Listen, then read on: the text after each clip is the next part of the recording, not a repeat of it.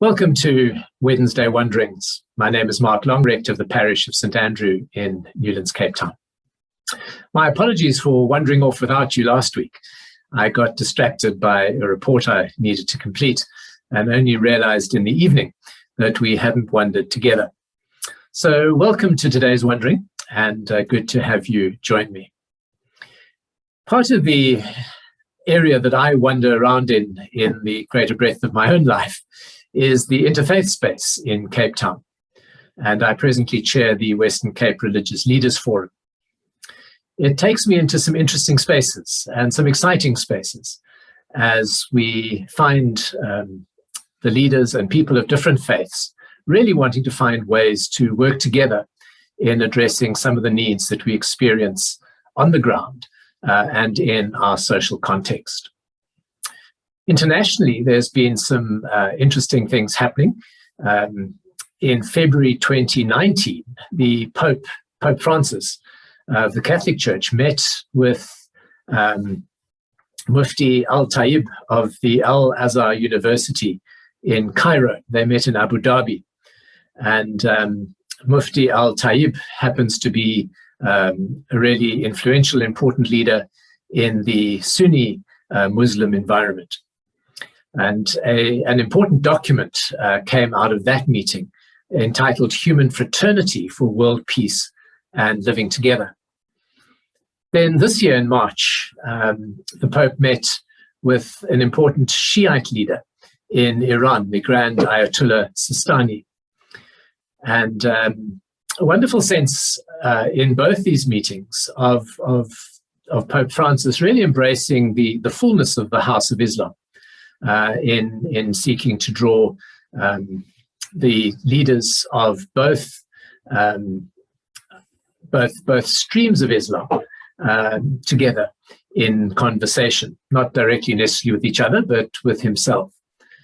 And both these meetings have just been, for me, a deep encouragement that as people of faith around the world, we are able to find ways to breach what is so often a divide between us. In the Western Cape, we really are blessed with good interfaith relationships and a real willingness to, despite our different theological understandings around God and how God operates in our world, an ability to reach out to each other. Other parts of the world, this is far more difficult. And so these two meetings really are very exciting in terms of potential ways forward. And the document that I mentioned, particularly helpful in laying out a framework for interfaith dialogue and discussion, and in fact, action. And excitingly, I was part of an initiative here in Cape Town yesterday evening, sponsored by the Roman Catholic Church in Cape Town and the Ahlul Bayt Mosque, and Ahlul Bayt Foundation in South Africa, which is a Shiite Muslim grouping. It was an opportunity to be part of the launch of a platform for theological dialogue and practical ethics. And really exciting to think that there is potential for us to really find a meaningful way to lay some solid foundations in terms of our understanding of God, how God works in our world, that would together, not just between Christian and Muslim, but in terms of the breadth of religious outlook, to find ways of being of service to our communities and to our society, and particularly to the needs of people on the ground. And just to highlight one or two things that struck me about the document Human Fraternity for World Peace and Living Together. And the first thing was its focus on the safeguarding not just of human relationship, but in fact of creation itself. And it speaks of the entire universe and then of all persons, and specifically says, especially the poorest and those most in need. And so that becomes a key focus for interfaith working together. It then went on to emphasize the need to seek to attend to the issues of our time and mention things like the consequences of the arms race, social injustice, corruption, inequality, moral decline, terrorism, discrimination, and extremism. All things that I think wherever we are in the world, we're aware of, we live with the consequences of, and these things have destructive impact on our lives.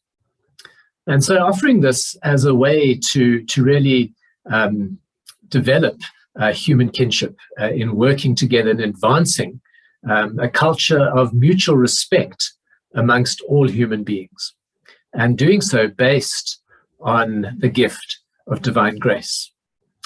And that, I think, gives a launch pad for being able to meaningfully, as people of faith, no matter our more specific focuses, to really be involved meaningfully in our world.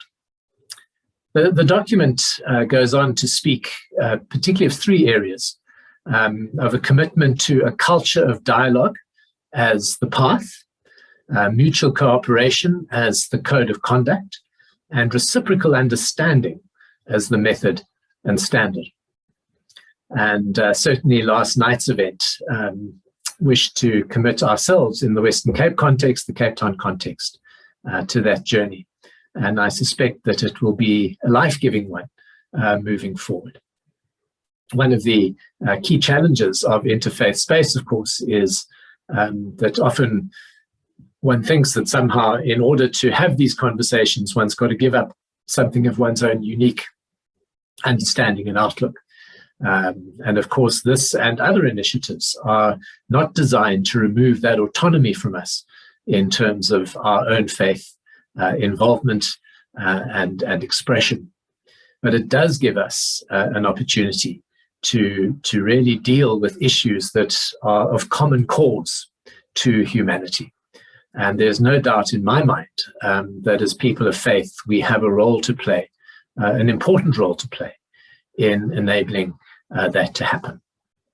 So whatever your particular comfort or discomfort may be in the interfaith space, do pray for these initiatives, because there is wonderful opportunity in them to make a real difference in the world we live, and to do that not from a political or economic space, but to do that from a space of faith, a space of really seeking to invite and involve God in the fullness of our life and our life experience.